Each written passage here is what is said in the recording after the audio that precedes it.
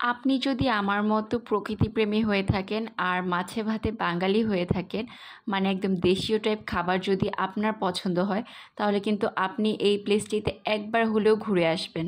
আর পরিবেশটি এতই সুন্দর যে আপনি মুগ্ধ হতে বাধ্য হবেন। আর আমি এতক্ষণ বলছিলাম মাটির ঘরের কথা। তো প্রথমে একটা ইনফরমেশন দিয়ে রাখি, এই রাস্তাগুলা কিন্তু এখন খুবই বাজে অবস্থা। তো যারা এখন যেতে চান এইগুলা কিন্তু মাথায় রেখেই যেতে হবে। আর পুরো রাস্তা জুড়ে কিন্তু ট্রাকের প্রচুর ভিড় থাকে। যাওয়া আসার রাস্তা দুইটারই কিন্তু সেম অবস্থা। আমরা বসুন্ধরা থেকে রওনা দিয়েই যেতে যেতে আমাদের সময় দেখাচ্ছিল 1 ঘন্টা লাগবে, কিন্তু এই সবের কারণে আমাদের আরও কিছু টাইম নষ্ট হয়ে যায় রাস্তায়। আমরা গুগল ম্যাপ দেখে এসেছিলাম, কিন্তু আপনাদের সুবিধার জন্য একটু বলে দিই, এটা হচ্ছে জিন্দা পার্কে যে রাস্তাটা আছে তার কিছুক্ষণ পরেই। আর এইখানে কিন্তু গাড়ি রাখার সুব্যবস্থা আছে, তো যারা গাড়ি নিয়ে আসবেন তাদের কোনো টেনশন নেই। আমরা আসতে আসতে প্রায় বিকেল হয়ে গিয়েছিল। আর এইখানে ঢোকার পরেই এত ভালো লাগবে, মনে হবে যে গ্রামের কোনো বাসাতে এসে পড়েছেন আপনি। তো আমরা যেই কিন্তু সাথে সাথে খাবারটা অর্ডার করে দিই, কারণ অনেক লেট করে ফেলেছিলাম আমরা। আর এই হচ্ছে মাটির ঘর।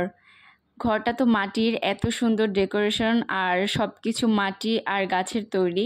এইখানে চেয়ার টেবিলে যে কনসেপ্টটা খুবই সুন্দর লেগেছে, সবগুলা কিন্তু গাছের গুঁড়ি দিয়ে তৈরি। আর সবগুলো টেবিলে মাটির জগ আর গ্লাস দেওয়া আছে, দেখলেই মনে হবে একটু পানি ঢেলে খাই। খুবই সিম্পল কিন্তু খুবই ইউনিক। আর মাটির ঘরে আসার ইচ্ছা আমার অনেক দিন ধরে ছিল, তো একটু দূর হয়ে যায়, তো সব কিছু মিলে এতদিন আসা হয়নি। এইবার আসতে পেরে খুবই খুশি ছিলাম, আর তাদের কোনো কিছুতেই কিন্তু আমি ডিসঅ্যাপয়েন্ট হইনি। আর এই হচ্ছে তাদের খাবারের মেনুটি, ভিডিওটি একটু স্টপ করে এক ঝলক দেখে নিতে পারেন। আর সবগুলো খাবার কিন্তু এরকম সামনেই রাখা থাকে, তো আপনি কিন্তু দেখে দেখে অর্ডার করতে পারেন।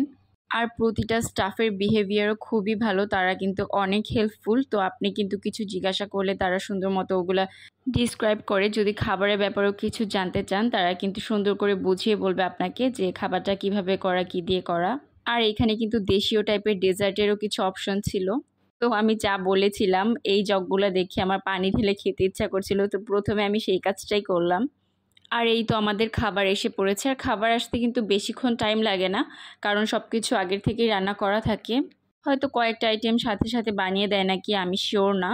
আর এই হচ্ছে তাদের ভাত, এটা হচ্ছে আউশ চালের ভাত। ভাতের দুইটা অপশন পাবেন আপনারা, একটা হচ্ছে আউশ চালের আর আরেকটা হচ্ছে খুদের চালের ভাত ওর বৌয়া, এই টাইপের কিছু একটা। ওটা ছিল না সেই দিন অ্যাভেলেবেল, কারণ আমরা লেট করে ফেলেছিলাম, যার জন্য সেটা অ্যাভেলেবেল ছিল না। তো আমি একে একে সব খাবার আমার প্লেটে নিয়ে নিয়েছিলাম। ফার্স্টে নিয়েছিলাম মলা মাছের ভাজি টাইপের কিছু একটা ছিল, আর এটা ছিল লইট্টা ফ্রাই। আসলে আমার সবগুলা খাবারের নাম এখন মনে পড়ছে না। এটাও একটা মাছ ছিল, যেটা অনেকগুলা রসুন দিয়ে করা হয়েছিল, একদম বেশি করে রসুন দিয়ে। এটা অনেক মজা হয়েছিল। আর এইটা ছিল টমেটো ভর্তা। তারপরে ছিল ছোট মাছের পাতুরি, এটা কিন্তু পাতাতেই করা হয়েছে, তারপরে এরকম করে সার্ভ করা হয়। এইটা খেতে খুবই মজা ছিল, একটু ঝাল ঝাল ছিল। আর তারপরে আরও একটি মাছের ভর্তা ছিল, ঠিক এটা নামও আমার মনে পড়ছে না। সবগুলা খাবারই কিন্তু অনেক বেশি মজা ছিল।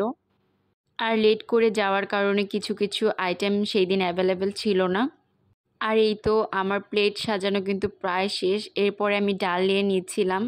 আর এই ডালটি আমের টক দিয়ে করা। আমের টক দিয়ে করা হলেও এই ডালটি আমার কাছে তেমন টক লাগেনি। আর তারপরে নিয়ে নিয়েছিলাম লেবু। আর এখন যদি খাবারের টেস্টের কথায় আসি, তাহলে বলবো যে প্রতিটা আইটেমই আমার কাছে অনেক বেশি মজা লেগেছে।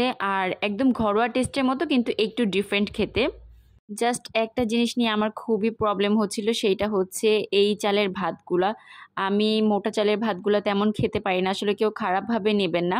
আর এই চালটা লাল চাল ছিল, মোটা ছিল, আর এইগুলো একটু শক্তও লাগে আমার কাছে খেতে। আমার কাছে মনে হয় যে সাদা ভাতের যদি অপশন থাকতো তাহলে কিন্তু খেতে আরও বেশি ভালো লাগতো। যদি এটা বাদ দিই তাহলে কিন্তু খাবার দাবার সত্যি অনেক বেশি মজার ছিল। আর খাওয়া দাওয়া শেষে খুবই মজার একটা জিনিস ট্রাই করি, এটা হচ্ছে টক মিষ্টি দই। এই দইটা একদম আমার মনের মতো হয়েছে, একটু টক একটু মিষ্টি, খেতে অনেক বেশি মজার। এটা তাদের বানানো দই। আপনারা কিন্তু অবশ্যই এই দইটি ট্রাই করবেন। আর মিষ্টিও নেওয়া হয়েছিল, মিষ্টিটাও বেশ মজার। আর নিয়েছিলাম লেমনেড। লেমনেডটা এক কথায় অসাধারণ। আর খাওয়া দাওয়া শেষ করে আমরা বের হয়ে যাই। তারপর এখানে দেখতে পারি স্ন্যাক্স আর পিঠা এই টাইপের আইটেমগুলো রাখা আছে। তো আমি এখান থেকে মনেক্কা আর নকশি পিঠা কিনেছিলাম। আর আরও একটা ইন্টারেস্টিং জিনিস দেখতে পারলাম, ডিফারেন্ট একটা ভাবে কফি বানাচ্ছে এখানে। আর যিনি মালিক তিনি কিন্তু কফিটা বানাচ্ছিল, তো এই জিনিসটা আমার কাছে খুবই ভালো লেগেছে। তো আমরা তারপরে তাদের প্রাকৃতিক পরিবেশটা উপভোগ করতে চলে যাই। তো আশেপাশে একটু ঘুরছিলাম আর আরহাম এখানে দোলনাতে দুলছিল। আর যেদিকেই তাকাবেন সবুজ আর সবুজ। আসলে সেই টাইমটাতে একটু সন্ধ্যা হয়ে আসছিল আর বৃষ্টির দিনও ছিল, যার জন্য পিকচার কোয়ালিটি তেমন ভালো আসেনি। I am so sorry for that. আর ভেবেছিলাম যাওয়ার আগে এক কাপ চা খাবো, তো প্রায় সন্ধ্যা হয়ে আসছিল, তো আমরা সেই টাইমে চা অর্ডার করি। আর এইরকম একটা পরিবেশে বসে চা খাওয়ার মজাটাই কিন্তু আলাদা। আর যারা চা লাভার আছেন তারা কিন্তু এইখানে আসলে চাটা খেতে মিস করবেন না, কারণ চাটা খুবই মজার। তো আজকের ভিডিওটি এই পর্যন্তই। কেমন লাগলো অবশ্যই কমেন্ট করে জানাবেন। Thanks for watching.